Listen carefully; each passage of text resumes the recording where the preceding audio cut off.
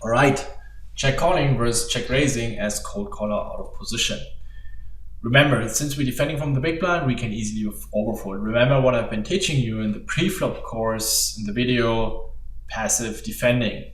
The more vulnerable our hand, the more we go for the check raise or for the check raise all in. We want to protect against within 6 hours and even get some value from the second pairs or under pairs, or if he opts to bet, call a draw. Remember the 10-8, or I had ace-4 against the 10-8 on the 8 high board, where he basically did a mistake on the flop by just calling.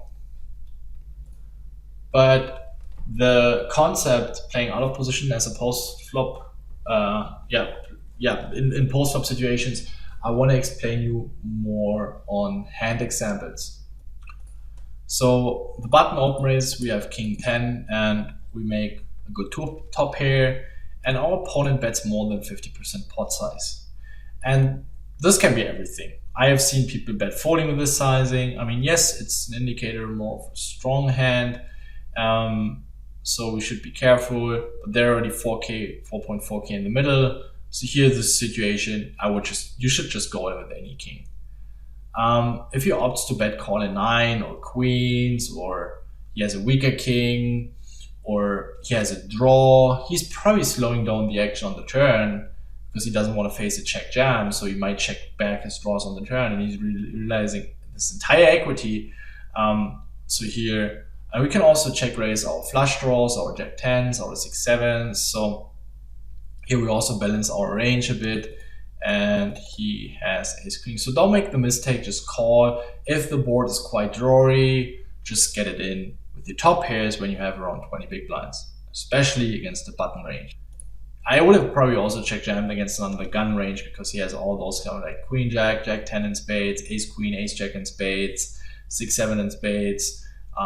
He can bet fold a hand like ace queen, ace jack in clubs, which still has reasonable equity, or something like queen jack in diamonds, queen 10 in diamonds, or clubs. So all of these kind of hands.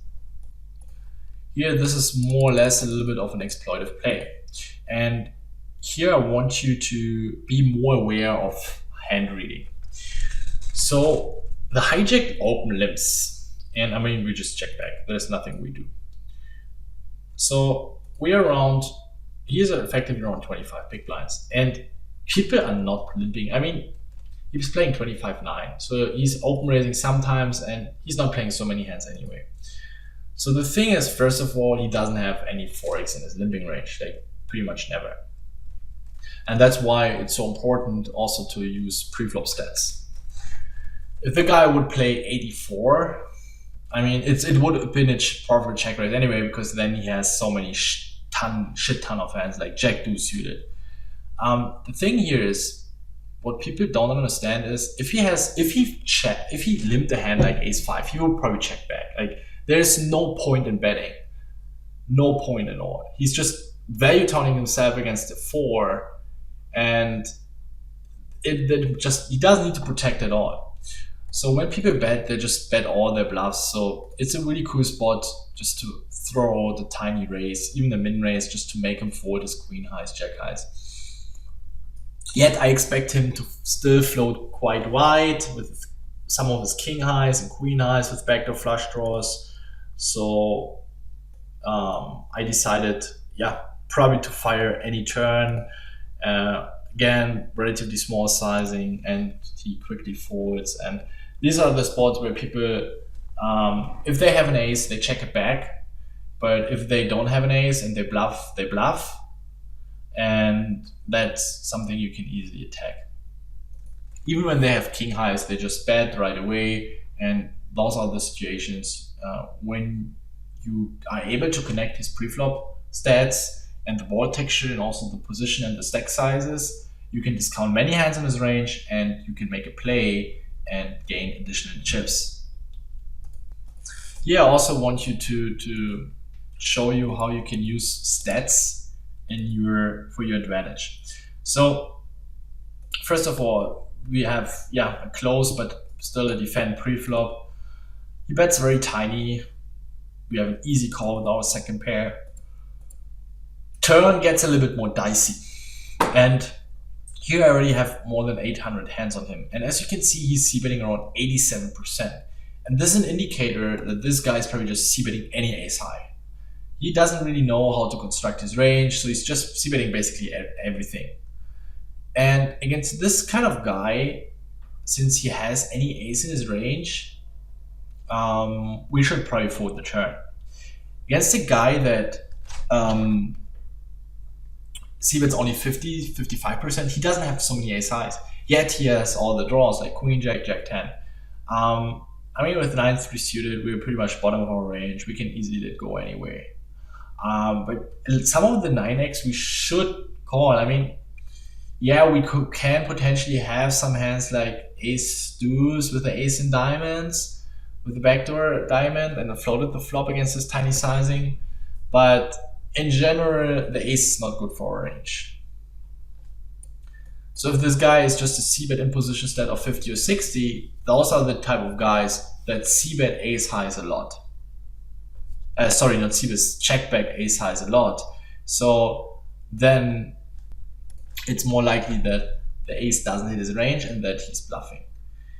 And this guy probably, yeah, the problem is, even though he has a wider c-betting range on the flop, he has more ace-x in his range. I opted to call once more, which I don't really like in hindsight, and the river he jams, and we have to fold. Right, next hand, against the hijack again, we make an open-end straight draw. Opponent bets around 50% pot size. Here we should just go all in. There are already 5.7k in the middle. I did the mistake by just calling. Turn is an ace, and I mean, calling is very, very close. I have to make up quite some chips on the river. I mean, I have some implied odds. It's close. I opted to fold here for stack protection reasons. I wanted to have more than 10 big blinds. As you can see, when I call, I have less than 10 big blinds. Now I still have 13, 14 big blinds, still some room to maneuver. So I opted to make the fold. In a cash game environment, I would always call, but here in tournaments, I went for the fold for stack protection reasons. All right, here against the hijack, he has around 26 big blinds. We call. He bets on the bigger side right away. There's 2k in the middle, only 2 to 1. Stack to pot ratio is 2 to 1, or it's 2. So I just went for the jam again. If he has something like Jack 9, he's bet calling. If he might have like something like 10 9, Queen 10, flush draws, I want to get it in now right away. If he has a better Jack or an overpair, then it is how it is. Yet I still have all those backdoor draws, so I actually have reasonable equity against something like kings or aces. But as you can see, people are also bet folding with bigger sizings. This is actually a hand. I'm the preferred guys out of position, but it's a 3-bet pot. And here's the problem. We can easily bet and then call a jam. The thing is, when we bet and the turn breaks, we can just bet 1k and jam any turn. That's valid strategy. But if you do this kind of just like bet 600, and then the pot is going to be 2,800, and he has 3.8k behind. What you want to do then? You cannot bet 1/3 pot size and call it off. You cannot you can overjam, but this sucks. So either bet big on the flop, jam the turn, or go for the check jam. And here, since he has only 4.2k behind, I really like the check jam. And he had the 4-5, which is way too loose as an open raise, and is way too loose as a call against my 3-bet. So now we have around 16 big blinds, queen 3 suited, very easy call. He bets 1/3 pot size. We have a good draw. We just get it in, even though he's opening for one on the gun. Yes, his c-bet looks scary on this kind of board texture, but people can do it with ace queen, queen 9 suited, ace jack, weaker flush draws, so don't be afraid. They might even bet fold with a 10, so, or even something like pocket 9s, pocket 8s, which they bet thin for value, and we take down a nice pot. So next hand, opponent has also less than 20 big blinds. He bets, we make a flush draw, and we just jam. We can jam any 3, any deuce, any 8. This is very similar to the ace 4 hand earlier, right? He's betting all his broadways. We have so much fold equity here. If called, we still have 5 outs, and sometimes we are flipping against flush draws. So if you have something ace deuce, king 3 suited, 4 3 suited, just check jam. All right, so next hand, very clear call, and this is a good board texture for us in the big blind. Yet I would always check fold. On the turn, we make a hard flush draw, and the thing is, we don't need to bet big. Don't make the mistake here. Oh yeah, draw. The thing is, what does he have? I mean, the thing is, it doesn't really connect with his range. He very rarely has a 4. So the most likely hand is he's now calling are ace high, king high flush draws. Or yeah, all the flush draws he turned. So we can easily, what I would do here is I would even bet a hand like ace deuce, just half pot size, to protect myself against all the 6-outers. If I have a hand like 5-7, I would bet half pot size just to protect myself against hands like 10-9 suited, Jack 10 suited, Queen, all those broadways. And we get some value from the flush draws. So I bet, and now it's really hard for him not to have flush draws. So the only hand he played this way, I mean, the occasional pocket fours, but besides that, he probably has flush draws. So here I don't need to bet big. I just want to make him fold better flush draws, even though they're only a few combos. But other than those flush draws, it doesn't make any sense for him to have an ace high. It doesn't really make sense for him to have a king high. Maybe he has something like ace 3 suited, and now he's folding it. Or ace 5 suited, but I think those are betting on the flop very frequently. Right, next hand here, king 6 suited, easy call here in the big blind. Against someone who's opening very right, also very profitable rejam. On the flop, we just get it in. Check raise, all in. Turn, again here, he checks back most of the time. He has Broadway hands. He can have something like 6-5, 6-7 suited, maybe queen 6 suited, 10-6 suited. He has pocket 4s, pocket 5s, pocket 7s. He can have something like ace 3, ace 4, ace 5. You can have turned 7-9, 10-9, so we definitely need to protect our hand. We want to bet for value here. So the only hand I'm afraid of is ace 6. That's pretty much it. And pocket 6s. So we bet. We don't need to make it so big now, even less than 50% pot size, because all the 6-outers are only 4-outers, because the diamonds, let's say he has queen jack offsuited, the queen and the jack and diamonds would make us a flush. So on the river, now it gets a little bit dicey. The only hand I'm afraid is 10-9 and 7-9. I think he still has a lot of hands like ace deuce, ace 3, pocket 4s, pocket 5s. I think we can still value, but we have to make it very small, like less than 50% pot size, even maybe something like 1.5k. But unfortunately, he had the ace 6. So I also want to show you how to play on paired boards. So let's say we have 20 big blinds. As you can see, stack 200, that means 20 big blinds. Pot 56 means 5.6 big blinds. What do we do on paired boards? So this is in positions raising range, so around 18%. This is out of our position calling range. Yes, here and there. Oh, I'm gonna fix that. I'm just gonna add those hands and then I'll be back in a second. So now I fixed the range. So assuming we are rejamming ace jack and king jack and better and all the pairs. So the board is gonna be 8-8-4. We have 20 big blinds left, and now we're gonna see what Pew advises us to do.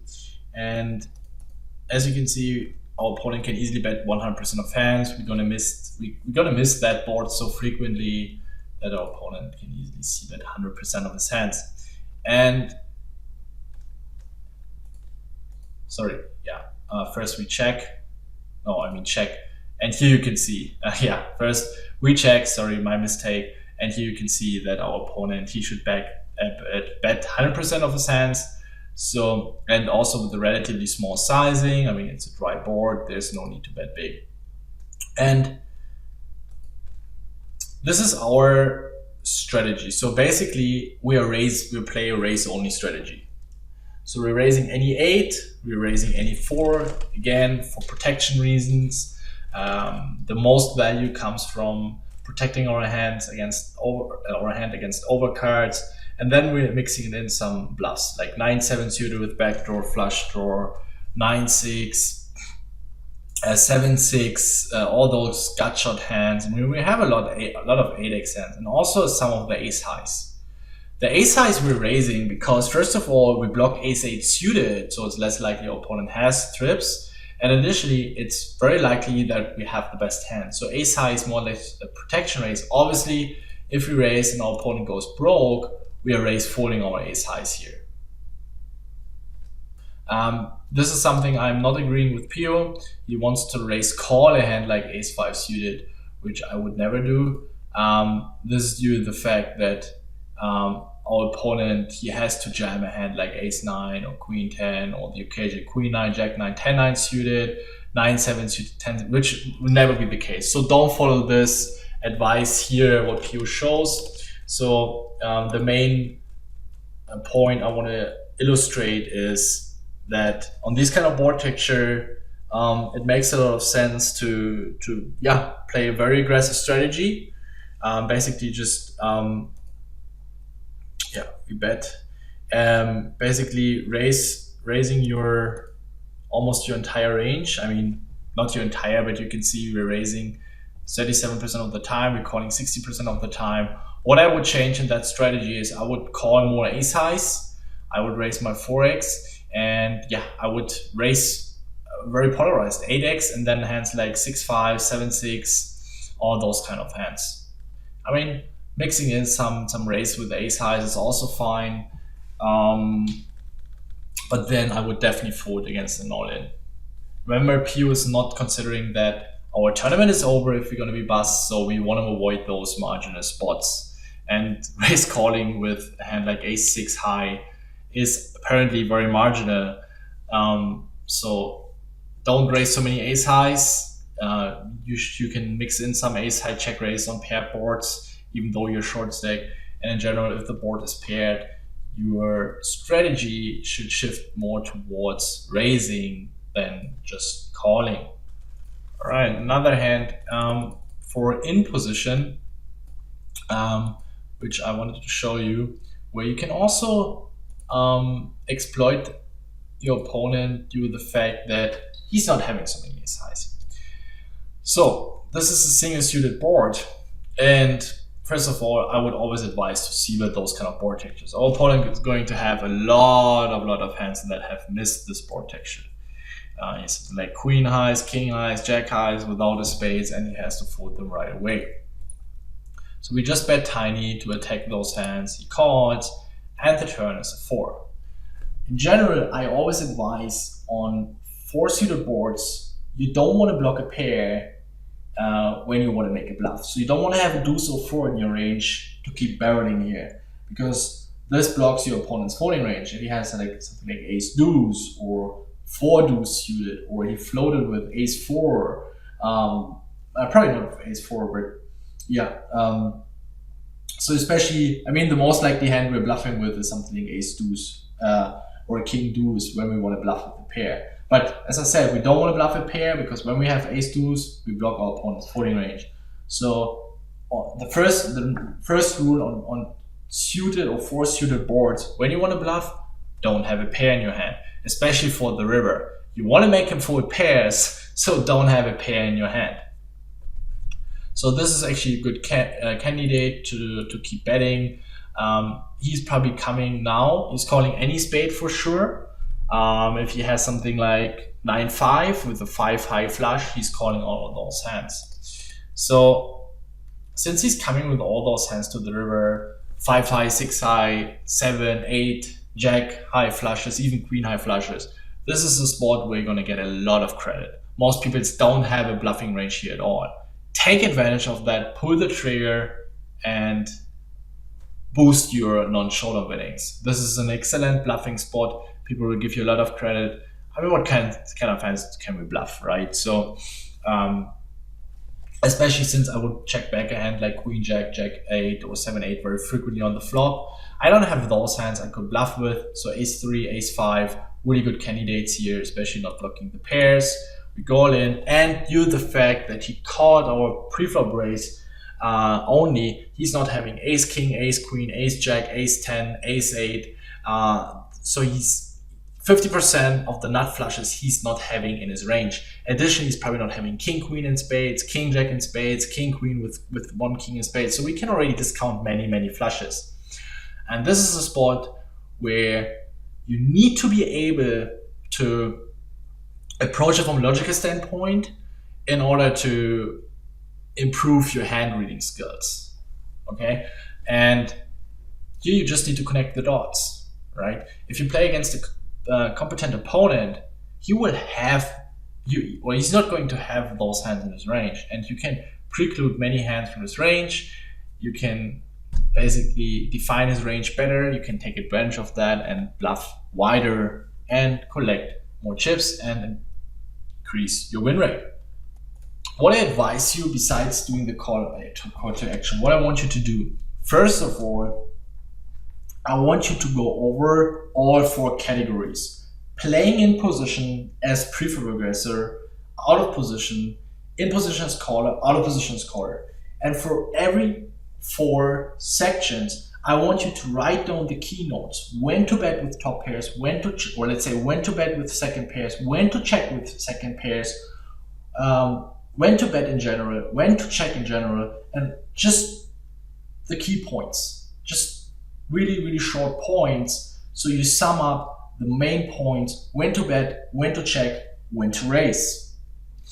Here's your call to action in order to implement all the things here in your game. Remember, it's an action-based program. Don't make the mistake just by watching this video thinking you're going to become a great poker player. You will become better for sure, but in order to get the maximum out of this course, I highly advise you to do these things. At the end, you need to take the action to bring this stuff in your game. It's not going to happen from just watching videos. That's not going to happen. In 3 to 4 weeks or 1 to 2 months, if you didn't do the call to actions properly and you didn't try to work on your game, you will forget most of the stuff. It's the content can be amazing, it can be well explained. If you not try to bring it forward and to hustle and to execute and to implement the stuff in your game, dude, you're just, I don't want to say wasting your time, but you could spend your time more wisely. So your call to action. You're going to take, or what I want you to do is take 3 post-flop spots where you are the preflop aggressor in position. And I want you to do for each hand, answer the following questions. Which hands do we bet for value and we go broke? Which draws do we bet and go broke? Which hands do we bet as a bluff and fold to raise? So here you see that I'm already pointing at the core principles of playing as a preflop aggressor in position. So I approach it from a logical perspective by taking all the concepts into account I've been teaching you. Do the same for out of position as preflop aggressor, out of position as caller, and in position as caller. Total 12 analyzes. Additionally, you can also add the question, what do we do with the second pairs? All right, I'm going to wrap it up here. That's it for the post-flop section. Unless, I mean, there are going to be updates anyway, so there might be also coming other videos soon for the post-flop section. But for the main course, for the videos I produced originally, so right now this is the last video for the post-flop action. yeah, I hope you get the most out of it. Take it serious. I wish you good luck. I hope you don't need it. And yeah, then see you at the tables. That was Ben CB for raiseyouredge.com. And yeah, one last thing I want to mention. We also have a Discord group, so you can also join our Discord group. There we also talk about strategies and content. So besides the blog section, there's also an opportunity to integrate with other students, with other dedicated poker grinders. So another opportunity for you to meet other players. Our community is growing there, so good opportunity for you, I think. And we are there present as well, a few other coaches as well, and yeah, we try to help you as much as possible. That was Ben CB for Raise Your Edge. See you in the next video. Bye bye.